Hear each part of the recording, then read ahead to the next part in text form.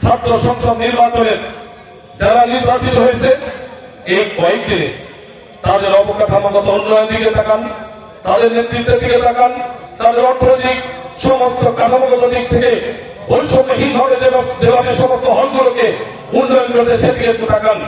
যদি ঢাকা বিশ্ববিদ্যালয় সহ সমস্ত বিশ্ববিদ্যালয়গুলোতে এইভাবে শিবির যদি নির্বাচিত হয়ে সুশৃঙ্খলতার সাথে উন্নয়নের অবকাঠামো তৈরি করতে পারে, তারই ধারাবাহিকতায় আমরা তাদের অভিভাবক হয়ে এই দেশটাকেও যদি আপনারা নেতৃত্ব দেন, ঠিক তাদের ধারাবাহিকতায় এই দেশটাকে আমরা তাদের মতো করতে পারবো ইনশাল্লাহ। আমরা করতে পারবো, আমরা করতে পারবো।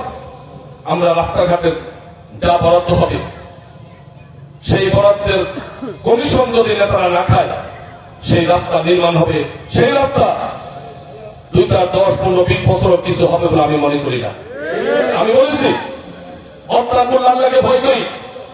আমি আমার ব্যক্তিগত জীবনে এবার যে নির্বাচন করছি সেই নির্বাচনের দৃষ্টান্ত তুলে ধরেছি। আমার মহতারাম জেলা আমি এখানে আছেন, এই নির্বাচন পরিচালনার জন্য আমার ব্যক্তিগত খরচ হচ্ছে মাত্র 1 লাখ টাকা নির্বাচনী ফান্ডে আমার জমা হবে। আর বাকি এই মিটিং থেকে শুরু করে পোস্টারিং থেকে শুরু করে যাবতীয় সমস্ত নির্বাচনী খরচ জামায়াত ইসলামীর সমস্ত নেতা এবং কর্মীদের নিজস্ব অর্থায়নের মাধ্যমে নির্বাচন পরিচালিত হচ্ছে। অতএব যদি আমি নির্বাচিত হতে পারি, আল্লাহ যদি আমাকে কবুল করেন, তাহলে আমাকে মনে রাখতে হবে আমি আব্দুল হাকিম এমপি নয়, এমপি হচ্ছে জামায়াত ইসলামীর সমস্ত নেতা কর্মীদের যেহেতু অর্থায়নে এমপি, সেহেতু আমি হচ্ছি কুড়িগ্রাম গুরদাসপুরের দলের মতের ধর্মের সকল শ্রেণীর মানুষের জন্য আমি একজন সংসদ সদস্য। আমার কাছে কে কোন দলের, কে কোন মতের, কে কোন আদর্শের, এটা বিবেচ্য বিষয় নয়।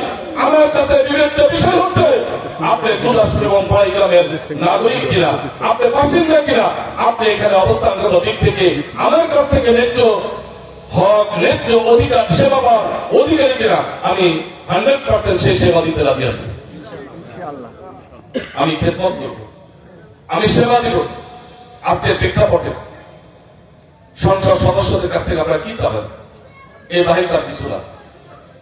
রাস্তাঘাটের উন্নয়ন, বেকারদের চাকরি, বয়স্ক বিধবা প্রতিবন্ধীদের ভাতা ন্যায্যতার ভিত্তিতে পৌঁছে দিব, কাউকে হয়রানি হতে হবে না।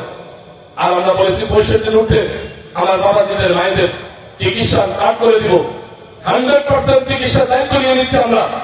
আমাদের 65 উঠে সমস্ত বাবাজিদের মায়েদের ইসলামী ব্যাংক হাসপাতাল এবং এমবিসিআর মাধ্যমে আমরা সেই চিকিৎসা নিশ্চয়তা দিচ্ছি ইনশাআল্লাহ।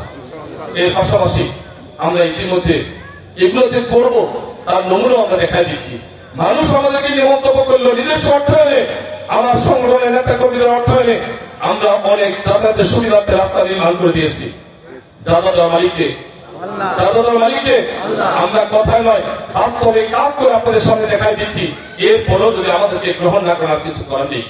সম্মানিত ভাইরা আমার, সর্বোপরি আমি আপনাদের কাছে আজকে বলতে চাই, আমাদের ব্যাপারে অনেক কথা বলেন।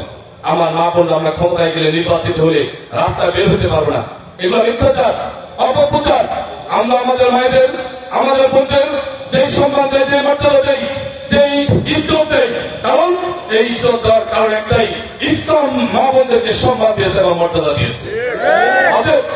আমরা তাদেরকে সম্মানিত করার ক্ষেত্রে, মর্যাদা দেওয়ার ক্ষেত্রে, তাদের অধিকার নিশ্চিত করার ক্ষেত্রে জামায়াত ইসলামীর চেয়ে আর বেশি কেউ দায়িত্বপূর্ণ ভূমিকা রাখতে পারবে না।